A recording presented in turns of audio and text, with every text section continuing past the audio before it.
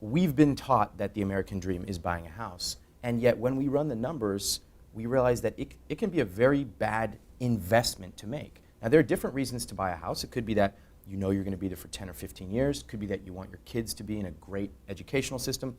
But when you run the numbers of buying versus renting, particularly for young people, where we're always moving around, it's not the best investment you think it is. It may not be the best investment. So one of the things I encourage my readers to do is run the numbers. I show them how. And what they quickly discover is whatever the mortgage price is, tack on an extra 40 to 50% per month.